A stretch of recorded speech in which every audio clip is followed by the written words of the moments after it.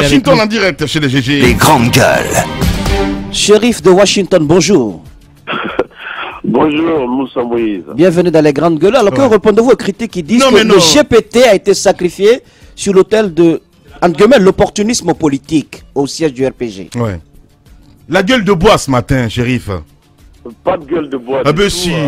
Monsieur Guirassi, bonjour grande gueule, bonjour à vos auditeurs. Écoutez, je ne sais pas de quoi parlent ceux qui utilisent ce langage, mais vous comprendrez, et si vous avez aussi bien visionné la vidéo de l'arrivée du ministre Kassori au siège du RPG Arc-en-Ciel le samedi, vous avez vu que c'est un homme qui a été reçu à bras ouverts. Il a été acclamé. Ceux qui étaient là étaient à l'attente de l'arrivée de cet homme et étaient très heureux de l'avoir parmi eux. Et c'est un processus qui n'a pas commencé subitement, mais c'est un processus qui a commencé depuis très longtemps. Mais non, Shérif, mais non. Shérif, on est d'accord, on est d'accord avec ce que vous dites. Il a été acclamé, il a été bien reçu de toutes les façons, c'est la tradition en Guinée. On n'allait pas quand même vous chasser comme des malpropres. Mais ce qu'il faut dire, c'est que si nous revenons à l'histoire, Shérif, il est important de revenir, de regarder un peu en arrière, l'homme hier et l'homme d'aujourd'hui. Quelle analyse faites-vous entre les deux? Écoutez, voilà, dans le passé, oui, il n'était pas impliqué dans la gestion des affaires courantes du pays par le gouvernement ou par le président de la République ou par le RPG Arc-en-Ciel. Mais à partir du moment où il est impliqué personnellement, ce qu'il sait de la volonté de ce président aujourd'hui n'est pas ce qu'il savait quand il était en dehors du système.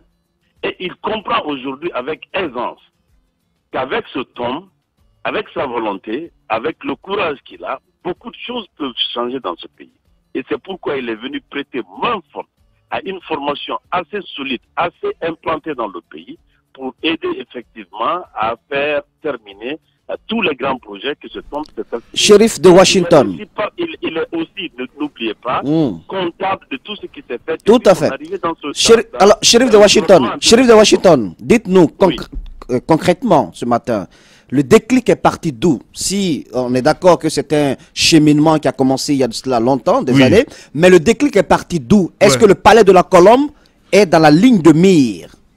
Justement. Cela n'a jamais été la question. Non. Arrêtez, en politique, Shérif, là je suis pas d'accord avec vous. Les grandes gueules. Je sais qu'il est leur droit, bien sûr. Shérif, est-ce que vous pouvez répondre à cette question? À partir du moment où, en 2015, il a accepté d'être le directeur de campagne du candidat du RPG Arc-en-Ciel en ce moment, sachez que dès lors, il y avait un mariage spirituel entre le ministre Kassori, le GPT et le parti RPG. Alors, monsieur Shérif. Le président Alpha Condé, candidat Alpha Condé à l'époque. Monsieur Shérif, on ne va pas se louper là-dessus parce que c'est sur toutes les lèvres. Il se raconte que cette fusion, cette fonte, cette absorption de GPT donc par le RPG Arc-en-Ciel était le prix à payer par Kassori pour prendre le poste de Premier ministre. Est-ce que il a été question d'un tel deal entre vous et le chef de l'État, le professeur Alpha Condé? Écoutez, je crois que Aboubakar, vous devrez être très bien informé que si ce n'était que cela, il y avait d'autres moyens. Le ministre Kassori est un collaborateur très proche du président de la République. Il travaille avec lui depuis très longtemps. Et si ce ne tenait que à cela, ça n'allait pas se faire. C'est un homme de conviction. Non. S'il a accepté non, Shérif. Non, ça passe pas, Shérif. Ça sent mauvais aujourd'hui, Shérif. Non, mais non, ça ne peut pas passer, ça. Mais non, Shérif, ça ne peut pas passer. Allez-y, Mafoudia. Allez-y, Mafoudia. Shérif, vous n'allez pas faire comme si c'était par pure gentillesse que M. Kassori a décidé de fondre le GPT dans le... Vous ne voulez pas reconnaître ce que c'est pour le poste de Premier ministre, mais alors dites-nous pourquoi Kassori a décidé de fondre le GPT dans le RPG Arc-en-Ciel. L'histoire nous éclairera tous en temps. Alors, quel avantage, monsieur Shérif? Non, monsieur Shérif, si vous ne voulez pas reconnaître que c'était pour prendre le poste de Premier ministre, alors dites-nous quels ont été les avantages pour lesquels vous avez accepté, décidé d'aller dans cette fusion. Bientôt. On n'a pas compris? Je dis, tenez-vous bien. je vous assure que d'autres partis éclairés par ce geste vont suivre. Oui, mais pourquoi vous l'avez fait? Pourquoi vous l'avez fait maintenant et pourquoi vous l'avez pas fait avant? Ouais. Mais écoutez, que ce soit avant ou maintenant, pourvu que ça soit fait. Ce qu'il faut retenir... Non. Mais qu'est-ce qui a motivé? Alors, qu'est-ce qui a motivé votre geste?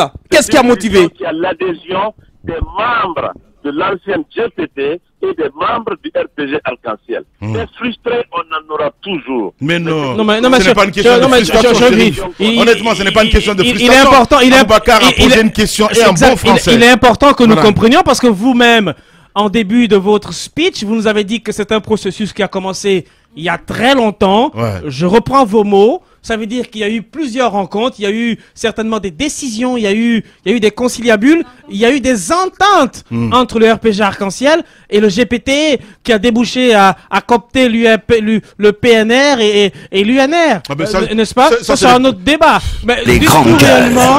Nous réellement, quand je vous dis que c'est un qui a commencé il y a très longtemps, vous n'avez qu'à regarder simplement l'harmonie qui existe entre non seulement les deux partis, mais aussi les présidents des deux partis. Je veux parler du professeur Alpha Condé et de son ministre d'État, avec lequel il travaille ex-GPT. Bien. Pour aller de l'avant. Donc, si vous voyez comment ces deux partis se sont associés depuis 2015 pour élire le candidat professeur Alpha Condé à l'époque, et puis continuer à travailler ensemble, vous devez savoir que c'était un processus qui avait été déclenché depuis ce moment. Bien. Shérif de Washington, évidemment, ex-militant de GPT, maintenant RPG Arc-en-Ciel. Allez-y, Moussa. Deux questions, Shérif de Washington. La première, qu'est-ce que ça signifie encore? Laissons le président Alpha Condé finir son travail. Qu'est-ce que ça signifie? Shérif, vous suivez? Fusionner aujourd'hui, cela ne doit surprendre personne, ça n'avait que d'ailleurs trop retardé. Bien. Allez, Moussa Moïse vous pose une question. Allez-y, Moussa. Alors, que veut dire la phrase prononcée par par Kassory Fofana, une phrase qui n'est pas méconnue dans l'arène politique, parce que c'est déjà utilisé par un autre commis de l'État. Qu'est-ce que ça signifie? Qu'est-ce que ça signifie?